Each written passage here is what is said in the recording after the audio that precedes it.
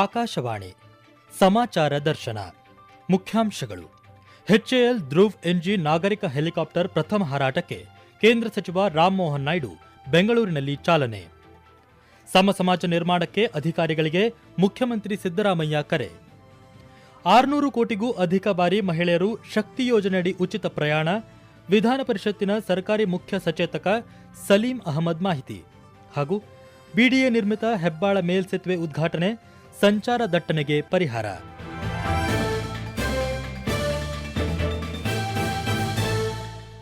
ಬೆಂಗಳೂರಿನಲ್ಲಿ ಇತ್ತೀಚೆಗೆ HAL helicopter ವಿಭಾಗದಲ್ಲಿ ಧ್ರುವ್ ಎನ್ಜಿ ನಾಗರಿಕ ಹೆಲಿಕಾಪ್ಟರ್ ಪ್ರಥಮ ಹಾರಾಟಕ್ಕೆ ಕೇಂದ್ರ ನಾಗರಿಕ ವಿಮಾನಯಾನ ಸಚಿವ ರಾಮಮೋಹನ್ ನಾಯ್ಡು ಚಾಲನೆ ನೀಡಿದರು. ಈ ಹೆಲಿಕಾಪ್ಟರ್ನ ಸ್ವದೇಶಿ ಇಂಜಿನ್ ಶಕ್ತಿಗೆ ನಾಗರಿಕ ವಿಮಾನಯಾನದ ಪ್ರಧಾನ ವ್ಯವಸ್ಥಾಪಕರಿಂದ ಪ್ರಮಾಣ ಪತ್ರ ನೀಡಲಾಯಿತು. ಈ ಸಂದರ್ಭದಲ್ಲಿ ಮಾತನಾಡಿದ ಕೇಂದ್ರ ನಾಗರಿಕ ವಿಮಾನಯಾನ ಸಚಿವ ರಾಮಮೋಹನ್ ನಾಯ್ಡು, ಎಚ್ಎಎಲ್ ನಾಗರಿಕ ವಿಮಾನಯಾನ ಉತ್ಪಾದನಾ ವಲಯಕ್ಕೆ ಕಾಲಿಡುತ್ತಿರುವುದು ಒಂದು ಐತಿಹಾಸಿಕ ಕ್ಷಣ ಎಂದು ಬಣ್ಣಿಸಿದ್ದಾರೆ. ಧ್ರುವ್ ಹೆಲಿಕಾಪ್ಟರ್ನ ನಾಗರಿಕ ರೂಪಾಂತರವು ನಾಗರಿಕರಿಗೆ ದೇಶೀಯ ಹೆಲಿಕಾಪ್ಟರ್ ಹಾರಾಟದ ಅವಕಾಶ ಕಲ್ಪಿಸಲಿದೆ ಎಂದು ಅಭಿಪ್ರಾಯಪಟ್ಟಿದ್ದಾರೆ. So it has been a very important and historic occasion for both the defense and civil aviation sectors in the country, thanks to HAL for taking the first flight of Dhruv NG, which we are trying to give civil aviation certification to.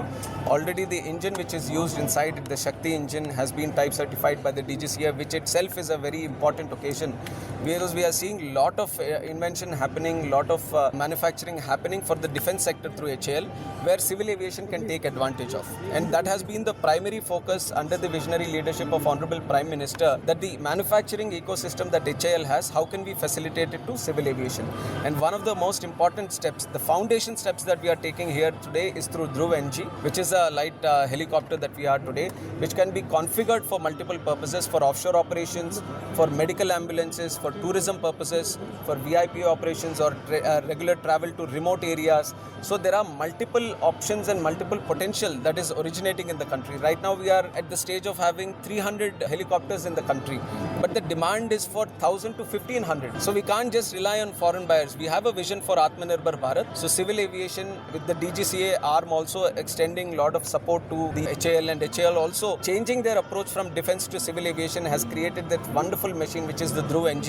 It's a glass cockpit machine which can fly high altitudes. So we are very happy for the first step that we have taken today, which is going to be a remarkable step in the collaboration between civil aviation and defense, and civil aviation is going to benefit a lot from this. Today what they have created, we are all very proud, and that is why we feel confident that the DGCA certification, which is for the civil aviation side, is going to be a walkthrough, because all the machines that have used, all the feedback, in fact one greatest feedback we have given is that for civil operations we need an emergency exit window, and they have created that, and there have been multiple things like that which have been involved in this aircraft. That is going to be a great benefit. So each and every safety aspect that would have been a concern before is being addressed. There is a solution that is being provided. ಅಧಿಕಾರಿಗಳು ಯಾವುದೇ ಸ್ವಜಾತಿ ಪಕ್ಷಪಾತವಿಲ್ಲದೆ ಜಾತ್ಯತೀತ ದೃಷ್ಟಿಕೋನದೊಂದಿಗೆ ಕಾರ್ಯನಿರ್ವಹಿಸಿ ಸಮಾಜ ನಿರ್ಮಾಣಕ್ಕೆ ಕ್ರಮ ವಹಿಸಬೇಕು ಎಂದು ಮುಖ್ಯಮಂತ್ರಿ ಸಿದ್ದರಾಮಯ್ಯ ಅಧಿಕಾರಿಗಳಿಗೆ ಕರೆ ನೀಡಿದ್ದಾರೆ. ಬೆಂಗಳೂರಿನಲ್ಲಿ ನಿನ್ನೆ ಕೆಎಎಸ್ ಅಧಿಕಾರಿಗಳ ಸಂಘದ ಕ್ಯಾಲೆಂಡರ್ ಹಾಗೂ ದಿನಚರಿ ಬಿಡುಗಡೆ ಸಂದರ್ಭದಲ್ಲಿ ಮಾತನಾಡಿದ ಮುಖ್ಯಮಂತ್ರಿ, ಸಂವಿಧಾನದ ಆಶಯದಂತೆ ಸಮಾಜದಲ್ಲಿ ಶಾಂತಿ ಮತ್ತು ನೆಮ್ಮದಿ ನೆಲೆಸಬೇಕಾದರೆ ಸಾಮಾಜಿಕ ಹಾಗೂ ಆರ್ಥಿಕ ಸಮಾನತೆ ಅತ್ಯಗತ್ಯ. ಸಮಾಜದ ಮುಖ್ಯವಾಹಿನಿಯಿಂದ ದೂರವಿರುವ ಬಡವರು, ದಲಿತರು ಮತ್ತು ಅಲ್ಪಸಂಖ್ಯಾತರ ಶ್ರೇಯೋಭಿವೃದ್ಧಿಗಾಗಿ ಅಧಿಕಾರಿಗಳು ಹೊಸ ಉತ್ಸಾಹದಿಂದ ಕೆಲಸ ಮಾಡಬೇಕೆಂದು ಕರೆ ನೀಡಿದರು. ತಹಶೀಲ್ದಾರ್ ಹಾಗೂ ಸಹಾಯಕ ಆಯುಕ್ತರ ಹಂತದ ಅಧಿಕಾರಿಗಳು ತಮ್ಮ ಕಾರ್ಯಕ್ಷೇತ್ರದ ಪ್ರತಿಯೊಬ್ಬರಿಗೂ ನ್ಯಾಯ ಒದಗಿಸಿ ವ್ಯವಸ್ಥೆಯನ್ನು ಸುಧಾರಿಸುವ ನಿಟ್ಟಿನಲ್ಲಿ ಶ್ರಮಿಸಬೇಕು ಎಂದರು. ಇದೇ ಸಂದರ್ಭದಲ್ಲಿ ಕೆಎಎಸ್ ಅಧಿಕಾರಿಗಳ ಸಂಘದ ಕಟ್ಟಡ ನಿರ್ಮಾಣಕ್ಕೆ ಹೆಚ್ಚುವರಿ ಅನುದಾನ ನೀಡುವುದಾಗಿ ಭರವಸೆ ನೀಡಿದ ಮುಖ್ಯಮಂತ್ರಿ, ಪದೋನ್ನತಿ ಸೇರಿದಂತೆ ಸಂಘದ ನ್ಯಾಯಯುತ ಬೇಡಿಕೆಗಳನ್ನು ಈಡೇರಿಸಲು ಸರ್ಕಾರ ಬದ್ಧವಾಗಿದೆ ಎಂದು ತಿಳಿಸಿದರು. 2025 ವರ್ಷ ಮುಗಿದಿದೆ. ಮಧ್ಯರಾತ್ರಿಯಿಂದ 2026ನೇ ವರ್ಷಕ್ಕೆ ನಾವೆಲ್ಲ ಸ್ವಾಗತ ಮಾಡಿದ್ದೀವಿ.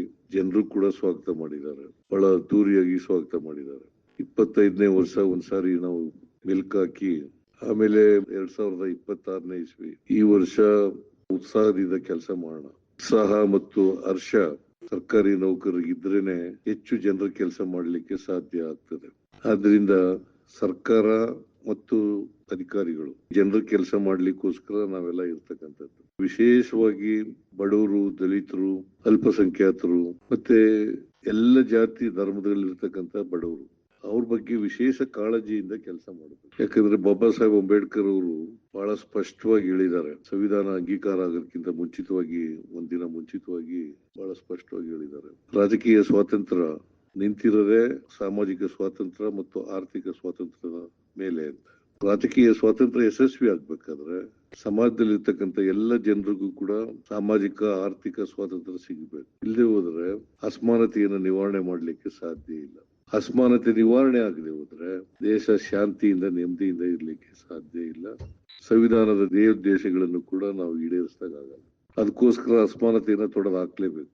ಅದಕ್ಕೆ ಅಸಮಾನತೆ ಹೋಗ್ಬೇಕಾದ್ರೆ ಸಮಾನತೆ ಬರ್ಲೇಬೇಕಲ್ಲ. ಎಲ್ಲರೂ ಮುಖ್ಯವಾಹಿನಿಗೆ ಬಂದಾಗ ಮಾತ್ರ ಸಮಾನತೆ ಬರೋದು. ಸಾಮಾಜಿಕ ನ್ಯಾಯ ಸಿಕ್ಕಿದಾಗ, ಸಮಾನ ಅವಕಾಶಗಳು ಸಿಕ್ಕಿದಾಗ ಸಮಾನತೆ ಬರ್ಲಿಕ್ಕೆ ಸಾಧ್ಯ ಆಗ್ತದೆ. ರಾಜ್ಯ ಸರ್ಕಾರ ಜಾರಿಗೆ ತಂದಿರುವ 5 ಗ್ಯಾರಂಟಿ ಯೋಜನೆಗಳು ರಾಜ್ಯದ ಅಭಿವೃದ್ಧಿಗೆ ಪೂರಕವಾಗಿವೆ ಎಂದು ಕರ್ನಾಟಕ ವಿಧಾನ ಪರಿಷತ್ತಿನ ಸರ್ಕಾರಿ ಮುಖ್ಯ ಸಚೇತಕ ಸಲೀಂ ಅಹಮದ್ ಹೇಳಿದ್ದಾರೆ. ಹುಬ್ಬಳ್ಳಿಯಲ್ಲಿ ಮಾತನಾಡಿರುವ ಅವರು, ಸರ್ವರಿಗೂ ಸಮಪಾಲು, ಸರ್ವರಿಗೂ ಸಮಬಾಳು ಎಂಬ ತತ್ವದಡಿ ಸರ್ಕಾರ ಕಾರ್ಯನಿರ್ವಹಿಸುತ್ತಿದೆ. ಸರ್ಕಾರದ ಯೋಜನೆಗಳು ನೇರವಾಗಿ ಜನರಿಗೆ ತಲುಪುತ್ತಿವೆ. ಶಕ್ತಿ ಯೋಜನೆ ಮೂಲಕ ಮಹಿಳಾ ಸಬಲೀಕರಣಕ್ಕೆ ಒತ್ತು ನೀಡಲಾಗಿದೆ. ಈಗಾಗಲೇ 600 ಕೋಟಿಗೂ ಅಧಿಕ ಬಾರಿ ಮಹಿಳೆಯರು ಶಕ್ತಿ ಯೋಜನೆಯಡಿ ಉಚಿತವಾಗಿ ಪ್ರಯಾಣ ಮಾಡಿದ್ದಾರೆ. ಅನ್ನಭಾಗ್ಯ, ಗೃಹಲಕ್ಷ್ಮಿ, ಗೃಹಜ್ಯೋತಿ ಹಾಗೂ ಯುವ ನಿಧಿ ಯೋಜನೆಗಳನ್ನು ಯಶಸ್ವಿಯಾಗಿ ಅನುಷ್ಠಾನಗೊಳಿಸಲಾಗಿದೆ.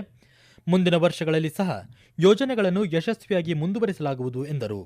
ಸಂಘಟನೆ ಮೂಲಕ ನಮ್ಮ ಸರ್ಕಾರದ 2 ವರ್ಷಗಳ ಸಾಧನೆ, 5 ಗ್ಯಾರಂಟಿಗಳ ಅನುಷ್ಠಾನ ನಾವು ಮಾಡಿದ್ದೀವಿ. ಹಾಗೂ ಕಳೆದ 2 ವರ್ಷಗಳಲ್ಲಿ ನಾವು ಸಮಾಜದ ಎಲ್ಲ ವರ್ಗದ ಜನರಿಗೆ ಕಾರ್ಯಕ್ರಮವನ್ನು ಕೊಟ್ಟು ಸರ್ವರಿಗೂ ಸಮಪಾಲು, ಸರ್ವರಿಗೂ ಸಮಬಾಳು, ಅದು ನಮ್ಮ ಸಂಕಲ್ಪ. ಅದ್ರ ಮೂಲಕ ನೇರವಾಗಿ ಜನರು ಮುಟ್ಟುವಂಥ ಕೆಲಸ, ಕಾರ್ಯಕ್ರಮ ಮುಟ್ಟುವಂಥ ಕೆಲಸ ನಾವು ಮಾಡ್ತಾ ಇದ್ದೀವಿ. ಈಗಾಗಲೇ ಹಲವಾರು ಬಾರಿ ನಾವು ಹಂಚಿಕೆ ಮಾಡ್ಕೊಂಡಿದ್ದೀವಿ ನಮ್ಮ 5 ಗ್ಯಾರಂಟಿಗಳು. ಅದರಲ್ಲೂ ವಿಶೇಷವಾಗಿ ಶಕ್ತಿ ಕಾರ್ಯಕ್ರಮ, ಸುಮಾರು 600 ಕೋಟಿಗಿಂತ ಜಾಸ್ತಿ ಮಹಿಳೆಯರು ಫ್ರೀಯಾಗಿ ಬಸ್ಸಲ್ಲಿ ಟ್ರಾವೆಲ್ ಮಾಡಿದ್ದಾರೆ. ಗಿನ್ನಿಸ್ ಬುಕ್ ವರ್ಲ್ಡ್ ರೆಕಾರ್ಡ್ ಕೂಡ ಬ್ರೇಕ್ ಆಗಿದೆ. ಯಾಕಂದ್ರೆ ಇಷ್ಟು ದೊಡ್ಡ ಕಾರ್ಯಕ್ರಮ ಈ ದೇಶ, ಈ ಪ್ರಪಂಚದಲ್ಲಿ ಇಷ್ಟು ದೊಡ್ಡ ಕಾರ್ಯಕ್ರಮ ಯಾರಿಗೂ ಮಹಿಳೆಯರ ಕಾರ್ಯಕ್ರಮ ಯಾರು ಕೊಟ್ಟಿಲ್ಲ. ಮಹಿಳಾ ಸಬಲೀಕರಣ ಏನ್ ಹೇಳ್ತೀವಿ, ಈ ಕಾರ್ಯಕ್ರಮ ಮೂಲಕ ಮಹಿಳೆಯರಿಗೆ ದೊಡ್ಡ ಶಕ್ತಿ ನಮ್ಮ ಸರ್ಕಾರ ಕೊಟ್ಟಿದೆ. ಎರಡನೇದಾಗಿ ಗೃಹ ಜ್ಯೋತಿ, ಗೃಹಲಕ್ಷ್ಮಿ, ಅನ್ನಭಾಗ್ಯ ಹಾಗೂ ಯುವ ನಿಧಿ, ಈ ಎಲ್ಲಾ ಕಾರ್ಯಕ್ರಮಗಳನ್ನ ನಾವು ಅನುಷ್ಠಾನಕ್ಕೆ ತಂದಿದ್ದೀವಿ. ಇನ್ನು ಈ ಮುಂದಿನ 2 ವರ್ಷ ಇನ್ನು ಹೆಚ್ಚಿನ ರೀತಿಯಲ್ಲಿ ಜನಸೇವೆ ನಾವು ಮಾಡ್ತೀವಿ. ಪ್ರಾಮಾಣಿಕವಾಗಿ ನಾವು ಕೆಲಸ ಮಾಡ್ತಾ ಇದ್ದೀವಿ, ಮುಂದೆ ಕೂಡ ನಾವು ಮಾಡ್ತೀವಿ. ಬೆಂಗಳೂರು ಅಭಿವೃದ್ಧಿ ಪ್ರಾಧಿಕಾರ ಬಿಡಿಎ ಹೆಬ್ಬಾಳದಲ್ಲಿ ನಿರ್ಮಿಸಿರುವ ತುಮಕೂರು ಮತ್ತು ಬೆಂಗಳೂರು ಉತ್ತರ ಕಡೆಯಿಂದ ಮೇಖ್ರಿ ವೃತ್ತದ ಕಡೆ ಸುಗಮ ಸಂಚಾರಕ್ಕೆ ಅನುವಾಗುವ ಮೇಲು ಸೇತುವೆಯನ್ನು ಉಪಮುಖ್ಯಮಂತ್ರಿ ಡಿಕೆ ಶಿವಕುಮಾರ್ ಉದ್ಘಾಟಿಸಿದರು. ಸಚಿವ ಭೈರತಿ ಸುರೇಶ್, ಬಿಡಿಎ ಅಧ್ಯಕ್ಷ ಶಾಸಕ ಎನ್ಎ ಹ್ಯಾರಿಸ್, ಆಯುಕ್ತ ಮಣಿವಣ್ಣನ್, ಉಪಮುಖ್ಯಮಂತ್ರಿ ಕಾರ್ಯದರ್ಶಿ ರಾಜೇಂದ್ರ ಚೋಳನ್ ಈ ಸಂದರ್ಭದಲ್ಲಿ ಉಪಸ್ಥಿತರಿದ್ದರು. ಇದಕ್ಕೂ ಮೊದಲು ಮಾತನಾಡಿದ ಉಪಮುಖ್ಯಮಂತ್ರಿ ಡಿಕೆ ಶಿವಕುಮಾರ್, ಈ ಮೇಲ್ಸೇತುವೆಯಿಂದ ಟ್ರಾಫಿಕ್ ಸಮಸ್ಯೆಗೆ ಪರಿಹಾರ ಸಿಗಲಿದೆ ಎಂದು ತಿಳಿಸಿದ್ದಾರೆ.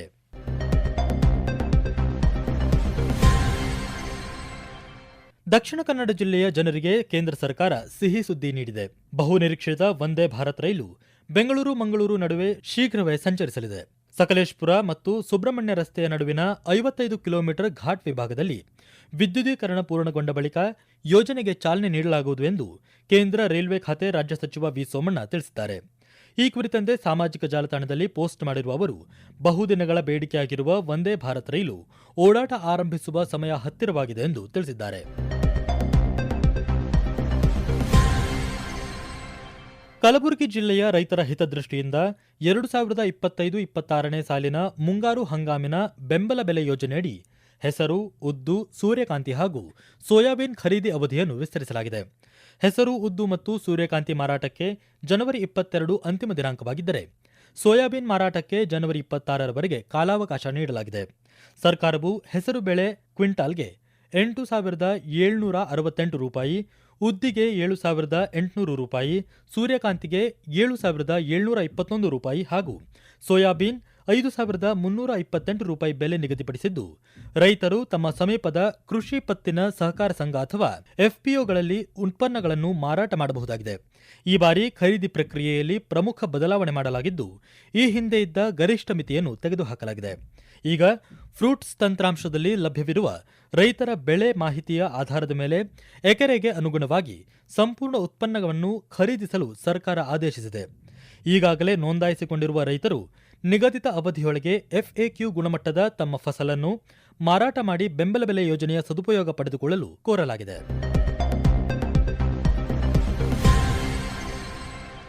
ಬೆಂಗಳೂರು ಪ್ರೆಸ್ ಕ್ಲಬ್ನಲ್ಲಿ ಆಯೋಜಿಸಲಾಗಿದ್ದ ಸಮಾರಂಭದಲ್ಲಿ ಉಪಮುಖ್ಯಮಂತ್ರಿ DK Shivakumar pride of Karnataka ಪ್ರಶಸ್ತಿ ಪ್ರದಾನ ಮಾಡಿದರು.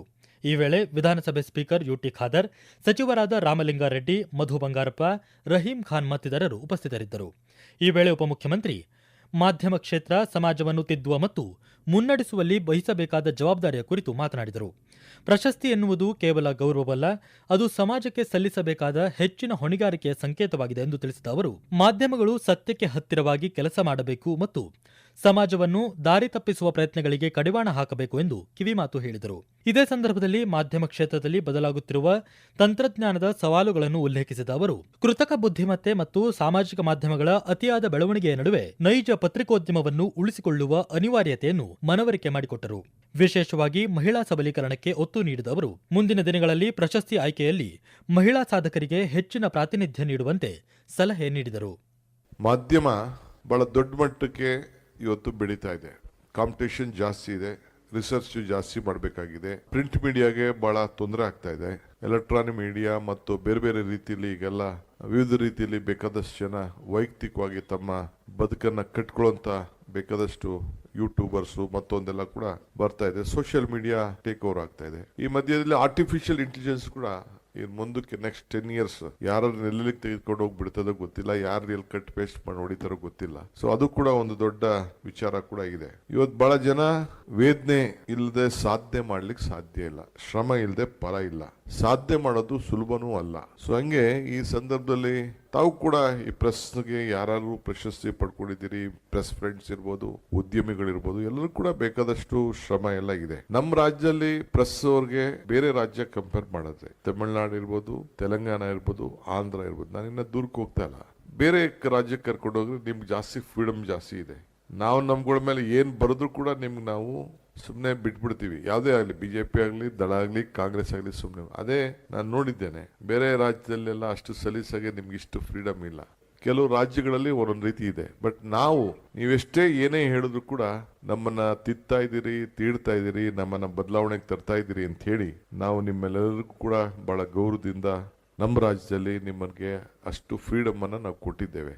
ಈ ಸಂದರ್ಭದಲ್ಲಿ ತಾವೆಲ್ಲ ತಮ್ಮದೇ ಆದಂತ ರೀತಿಯಲ್ಲಿ ನ್ಯಾಯಬದ್ಧವಾಗಿ ಸಮಾಜಕ್ಕೆ ಒಳ್ಳೇದಾಗೋ ದೃಷ್ಟಿಯಲ್ಲಿ, ಯಾಕೆಂದ್ರೆ ಸಮಾಜದ 4 ಕಣ್ಣಲ್ಲಿ ನೀವು ಒಂದು ಪಿಲ್ಲರ್, 4 pillars ಆಫ್ ಡೆಮೋಕ್ರಸಿ: ಶಾಸಕಾಂಗ, ನ್ಯಾಯಾಂಗ, ಕಾರ್ಯಾಂಗ, ಪತ್ರಿಕಾರಂಗ. ನಾವೇನ್ ಮಾಡಿದ್ರು ನಮ್ಮನ್ನು ಟೀಕೆ ಮಾಡಬಹುದು, ಜಡ್ಜಸ್ ಮಾಡಿದ್ರು ಟೀಕೆ ಮಾಡೋಂಥ ಅವಕಾಶ ಇದೆ, ಕಾರ್ಯಾಂಗ ಮಾಡಿದ್ರು ಟೀಕೆ ಮಾಡೋಂಥ ಅವಕಾಶ ಇದೆ. ನೀವೇನ್ ಹೆಚ್ಚು ಕಮ್ಮಿ ಮಾಡಿದ್ರು ಕೂಡ ನಿಮಗೂ ಕೂಡ ಬುದ್ಧಿ ಹೇಳೋಂಥ ಕೋರ್ಟ್ ಕೂಡ ಈಗ ನ್ಯಾಯಾಂಗ ಕೂಡ ಇದೆ.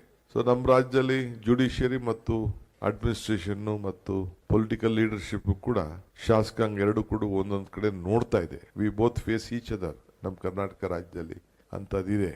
ಅಟಾರ ಕಚೇರಿ ವರ್ಸಸ್ ವಿಧಾನಸೌಧ ಎರಡು ಕೂಡ ನೋಡ್ತಾ ಇದ್ದೀವಿ. ಸೊ ಬಹಳ ಹುಷಾರಾಗಿ ನಾವೆಲ್ಲ ಸೇರಿ ಕೆಲಸವನ್ನ ಈ ಸಂದರ್ಭದಲ್ಲಿ ಮಾಡಬೇಕು.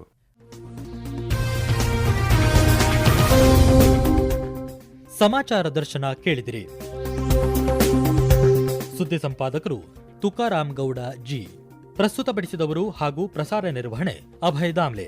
ಬೆಂಗಳೂರು ಆಕಾಶವಾಣಿ ಸುದ್ದಿ ವಿಭಾಗ ಸಿದ್ಧಪಡಿಸಿದ ಈ ಕಾರ್ಯಕ್ರಮ ರಾಜ್ಯದ ಎಲ್ಲಾ ಬಾನುಲಿ ಕೇಂದ್ರಗಳಲ್ಲಿ ಏಕಕಾಲಕ್ಕೆ ಪ್ರಸಾರವಾಯಿತು. ಮುಂದಿನ ವಾರ ಮತ್ತೆ ಮೂಡಿಬರಲಿದೆ ವಾರದ ವಾರ್ತಾ ಚಿತ್ರ ಸಮಾಚಾರ ದರ್ಶನ.